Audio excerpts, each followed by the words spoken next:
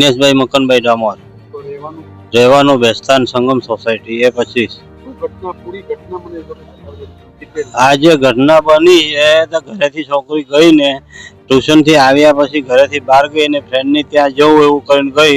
એની friend ઘરે નહોતી અને ઘરેથી એની ફ્રેન્ડ ની ત્યાંથી રિટર્ન આવતી વખતે પ્રિયંકા છોકરી પાસેથી એ લોકો રિક્ષામાં આવવા બેઠી, ત્યાંથી પાછી રિટર્ન ઘરે આવે મળી નથી એવી ખાતરી આવે છે। મારી દીકરીનું નામ છે અશ્વિતાબેન ઇનેશભાઈ। એ 10મા ધોરણમાં ભણતી હતી। એ 100 વર્ષના અંદાજ છે। હું એનો પિતા છે। મારી 2 સંતાનો અને 2 સંતાન।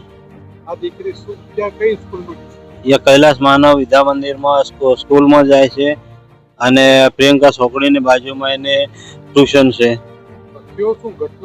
હવે આ જે ઘટના છે, રિક્ષામાંથી નથી ઉતરવા દીધી, ત્યાંથી ઘરે આવતી હતી એને ફ્રેન્ડને ત્યાંથી ઘરે નહીં આવવા દેવા, ઉતરવા નહીં દેવા માટે અહીંયા ઘરે સંગમમાં આવવા બદલે આમ ફેરવીને કે કઈથી લઈ ગયા એ તિરુપતિ છોકરી પાસે લઈ ગયા।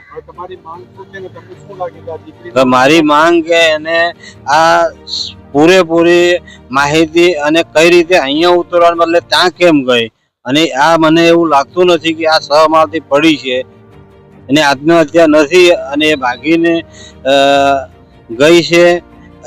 રિક્ષામાંથી ઉતરીને તો પછી બિલ્ડિંગમાં ચડી ગયો, ત્યાંથી એને ધક્કો મારી દીધો કે ખબર નથી, પણ એ ત્યાં અમને મુદ્દે મળે।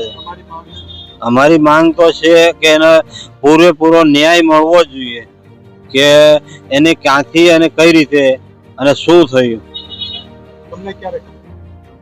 અમે બેસ્તાન પોલીસ સ્ટેશન અહીંથી શોધખોળ કરી 8 વાગ્યા પછી 9 વાગ્યા સુધી, અને 10 વાગ્યા સુધી અમે રાઉન્ડ માર્યા, પછી ન મળે તો અમે બેસ્તાન પોલીસ સ્ટેશન ગયા। બોડી અમને 2 વાગ્યા મળી। અમને તિરુપતિ સર્કલ ની આગળ પ્લેટિનિયમ ઓમકાર બિલ્ડિંગમાં આગળ મળી, ત્યાં પડે સિવિલ હોસ્પિટલ। ત્યાંથી મળ્યા પછી કલાક પછી અમે સિવિલ હોસ્પિટલ ડેથ થઈ ગઈ હતી ત્યાં। મારું નામ હિતેશ શંકરભાઈ મુંડવાડા છે। સમાજના આગેવાન તરીકે અહીંયા સુરત સિટીમાં ફરજ બજાવું છું। અને ઘટના તો રાતના 3:30 વાગે અમારા સમાજના આગેવાન દિનેશભાઈ છે, એમનો મારા પર કોલ આવ્યો હતો કે ઇનેશભાઈ ડામોર છે, આપણે સામાજિક કાર્યકર્તા, એમના છોકરીનું કંઈ ડેથ થઈ ગયું છે એમ।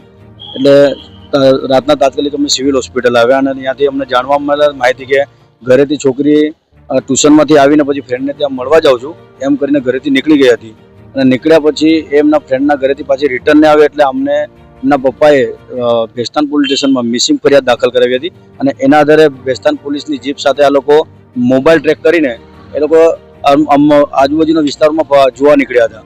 અને એના પછી આ લોકોને ભાળ મળી હતી કે તિરુપતિ સર્કલ છે એની આગળ ઓમકાર રેસિડેન્સીની મોટી સાઇડ ચાલી રહી છે 10-12 માળની।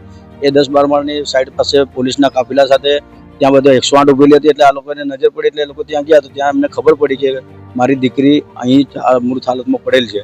અને એમને પરિવારને શંકા છે કે જે ફ્રેન્ડને મળવા ગયા હતી, જે રિક્ષામાં બેઠી છે રિક્ષાવાળા ભાઈઓ એને ઘર સુધી મૂકવાના બદલે તે આઉટ સાઈડ ઉપર લઈ ગયા, એના બીકના મારે એ રિક્ષામાં ભાગીને કદાચ એ સાઈડ બાંધકામ સાઈડમાં ઘૂસી ગયો, અને એ બાંધકામ સાઈડ પૂરેપૂરી ખુલ્લી હોવાથી એ ઉપર જવાથી એ અંદાજા વગર એ સાઈડ ઉપરથી અંદર નીચે પડી ગઈ એવું અમને શંકા છે। અને જેથી કરીને પાંડેસરા પોલીસ પાસે અમે ન્યાયની માંગણી કરી છે કે જે રિક્ષામાં બેઠી છે એ રિક્ષાવાળા વિરુદ્ધ અને રિક્ષામાં કેટલા ઈસમો બેઠા છે એ ઈસમો શંકાના દાયરામાં હોવાથી અમારે એ લોકો ઉપર શંકા છે પૂરી, એટલે એમને પૂરેપૂરી ન્યાય મળજો પરિવારને, એ અમારી માંગ છે।